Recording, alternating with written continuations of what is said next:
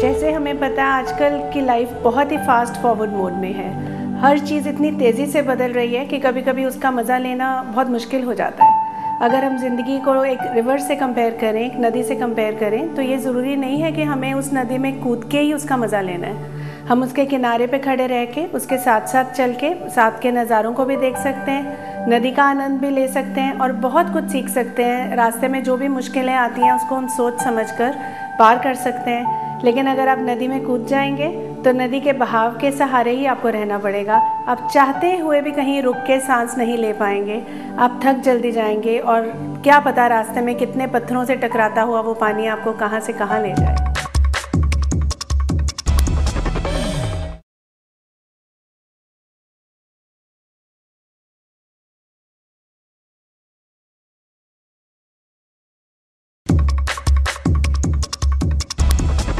हम लोग चेंज से कितना घबराते हैं। जब सब कुछ हमारे आसपास बदल रहा होता है, हम बहुत बार अपने कंफर्ट जोन से बाहर ही नहीं आना चाहते।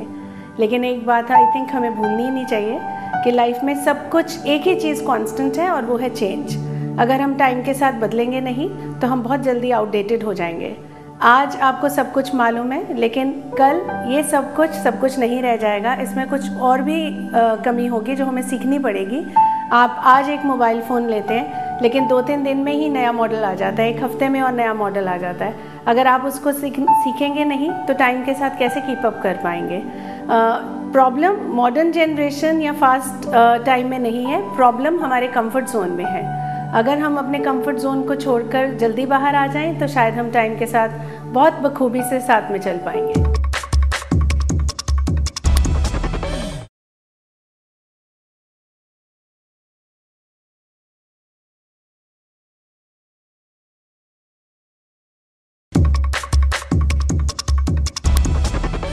लीडर्स पैदा नहीं होते, लीडर्स बनाए जा सकते हैं। और एक अच्छा लीडर होने के लिए उसमें मोटिवेशन कैपेबिलिटी होनी बहुत ज़रूरी है।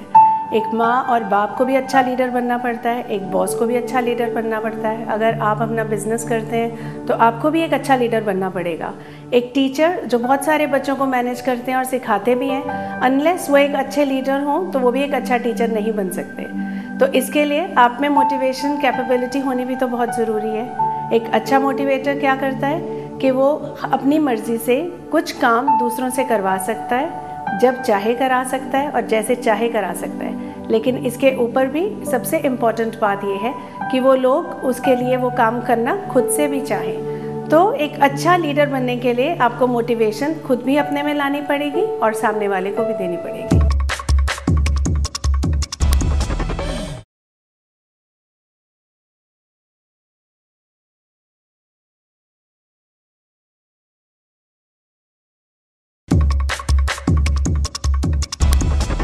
Do you inspire other people?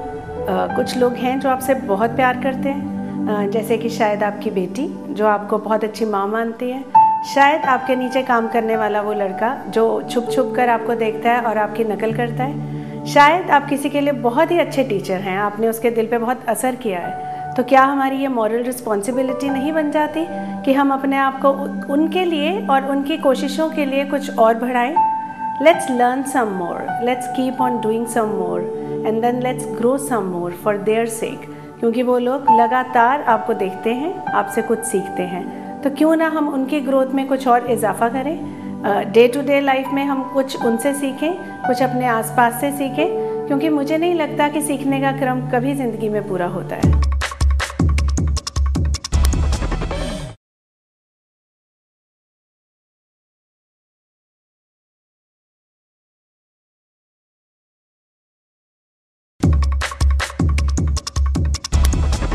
Are you scared?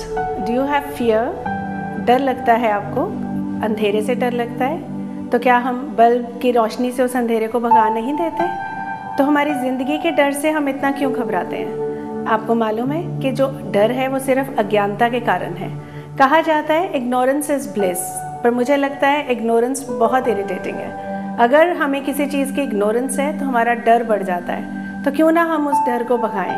क्यों हम अपनी एजुकेशन सिर्फ डिग्रीज तक ही सीमित ना रखें? क्यों हम अपने आप को इतना सक्षम कर लें कि ज़िंदगी में जब भी कोई बुरा वक्त आए या ऐसा टाइम आए जिसके बारे में हमें मालूम नहीं है, हम इतने अंदर से सक्षम हो जाएं कि हम उस समय का सामना बहुत ही दिलेरी से करें। डर हमारे पास भी ना आए, क्योंकि आपके दिमाग की ग्रोथ ही आपके डर को भगाएगी।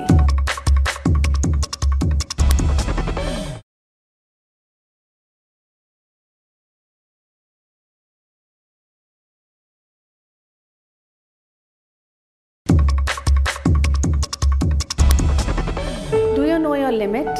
क्या आपको पता है आप किस हद तक काम कर सकते हैं? नहीं, मुझे नहीं लगता कि आपने कभी अपने लिमिट को टेस्ट भी किया है, क्योंकि हम सब ने अपनी एक अंदरूनी लिमिट बांध के रखी हुई है। हम हर नया काम करने से पहले चौंकते हैं और हम सोचते हैं कि नहीं, ये मैं नहीं कर सकती। लेकिन अगर आप उस काम को करने की कोशिश करें तो वो काम 10%, 20%, 30%, 40%, क्या 70% तक भी हो जाता है। तो इसका मतलब आप 70% तक तो आ गए, अब सिर्फ 30% और जाना रह गया है। लेकिन अभी तक आपने अपना 100% उस काम को नहीं दिया। You know, limit is like horizon, जिसको आप क्षितिज भी बोलते हो। जब हम उस होराइजन तक पहुंचते हैं तो वहां पहुंचकर हमें एहसास होता है कि अभी हमारी जर्नी कंप्लीट नहीं हुई, हमें उतना ही आगे और जाना है, और यही आपकी लिमिट है।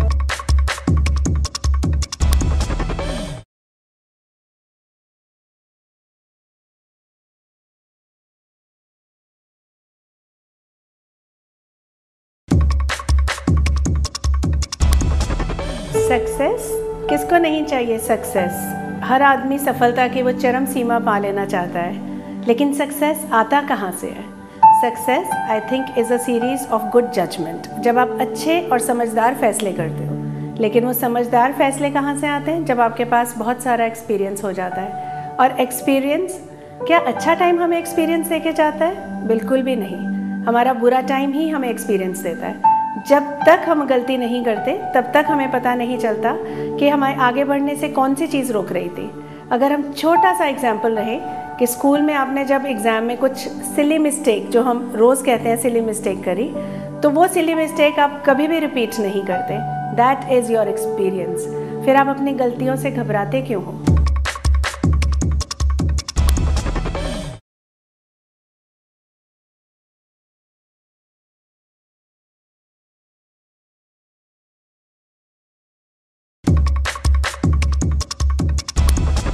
आप लकी हो या अनलकी लोगों में से हो?